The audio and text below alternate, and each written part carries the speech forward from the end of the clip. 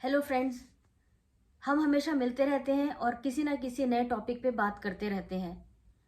कई दफ़ा हम लोग टेलीविज़न बहुत ज़्यादा देख लेते हैं तो हमारे सिर में हल्का दर्द हो जाता है।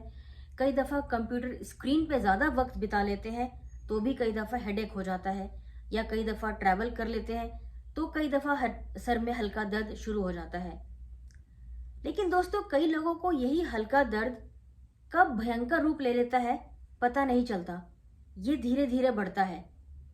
जी हाँ, आज हम बात करेंगे माइग्रेन पर। नमस्कार, मैं दीपा मेहता स्वागत करती हूँ आपका फोकस चैनल के हेल्थ प्रोग्राम में। माइग्रेन एक ऐसी बीमारी है जो कि सिर दर्द के एक हिस्से में होती है, कभी लेफ्ट में या कभी राइट में, किसी को लेफ्ट में किसी को राइट में। एक रिसर्च के मुताबिक पूरे विश्व में 10% लोग माइग्रेन से ग्रसित हैं और इतना ही नहीं, महिलाओं की संख्या इससे 3 गुना अधिक है। 20 साल की उम्र से लेकर के 50 साल के उम्र तक के लोगों को माइग्रेन की शिकायत देखने को मिलती है। रिसर्च के मुताबिक ये भी पता चला है कि माइग्रेन किन कारणों से होता है, इसका अभी कोई सटीक उपाय या कुछ खोज शामिल नहीं हुई है या सामने नहीं आई है।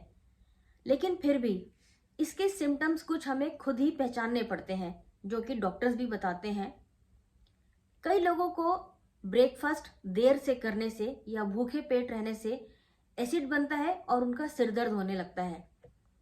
कई दफ़ा अगर कुछ लोग बहुत लंबा ट्रैवल कर लें, उससे भी उनका हेडेक हो जाता है।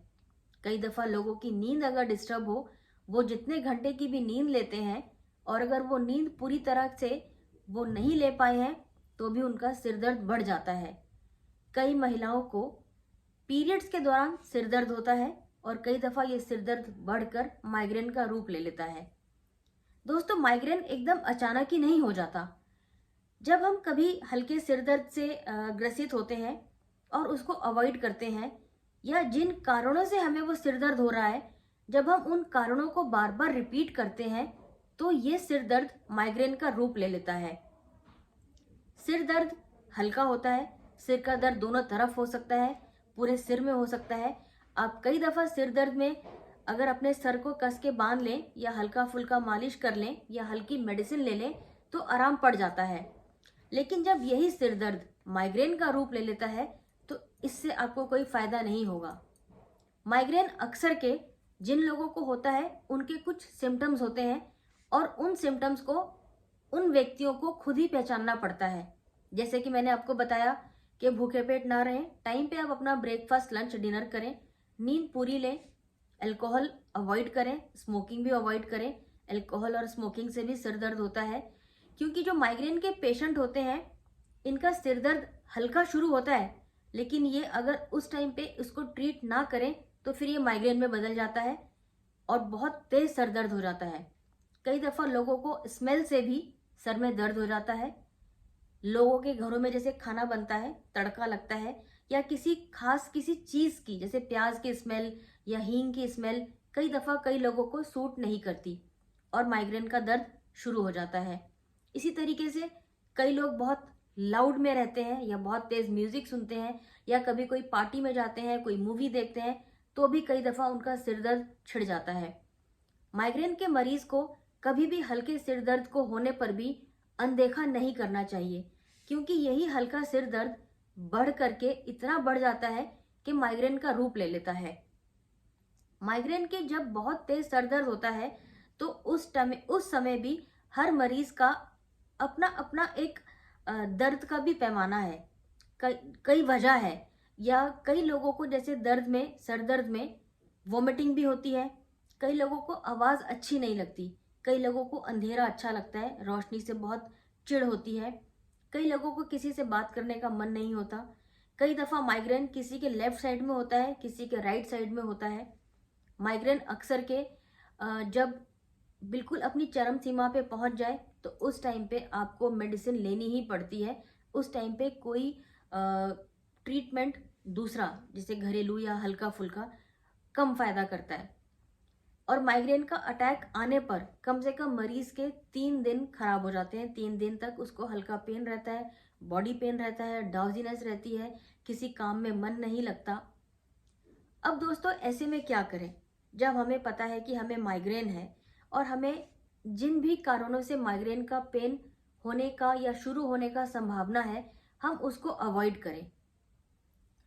इसके आगे बताने से पहले मैं आपसे एक रिक्वेस्ट करना चाहूँगी कि अगर आप भी चाहते हैं कि मैं आपके लिए कोई ऐसा वीडियो बनाऊं जो आप चाहते हैं देखना या सुनना, तो आप प्लीज़ मुझे कमेंट बॉक्स में जाकर के कमेंट करें और बताएं कि आप किस तरीके का विषय हमसे चाहते हैं। हम उस पर पूरी कोशिश करेंगे आपके लिए वीडियो बनाने की।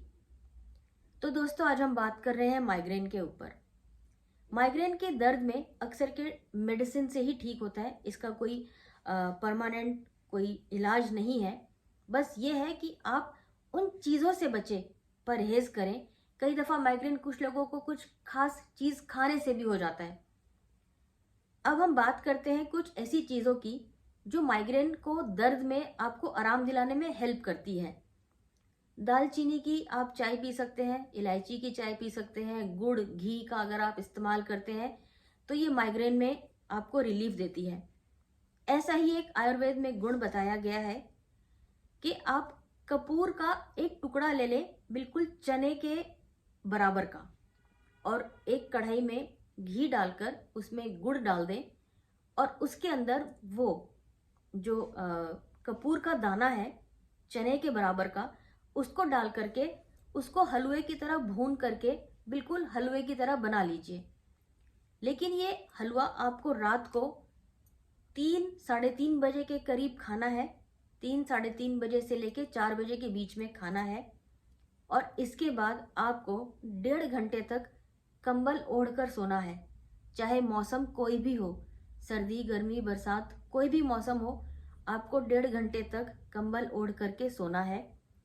क्योंकि ये एक तरीके का खास इलाज है आयुर्वेद में, जो कि माइग्रेन के मरीजों के लिए बहुत फायदेमंद बताया गया है। इस इलाज से डॉक्टरों ने बताया है कि कुछ ऐसे मरीज थे जिनको कई साल पुरानी माइग्रेन थी, उनके उस माइग्रेन में बहुत फर्क पड़ा है, बहुत आराम हुआ है।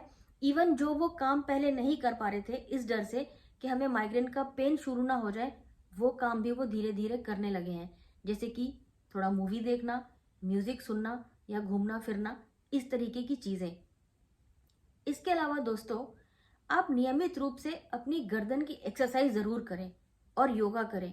योगा और गर्दन की एक्सरसाइज माइग्रेन के लोगों के लिए बहुत फायदा करती है, क्योंकि हमारी गर्दन की जो भी एक्सरसाइज हम करते हैं वो पूरी की पूरी हमारे सिर से जुड़ी होती है। तो हमें इसमें बहुत फायदा मिलता है जब हम अपनी नेक की एक्सरसाइज करते हैं। इसके अलावा आप ब्रीदिंग एक्सरसाइज जरूर करें, योगा जरूर करें। आप देखेंगे कि आपको माइग्रेन के दर्द में बहुत लाभ मिलेगा, बहुत फायदा होगा।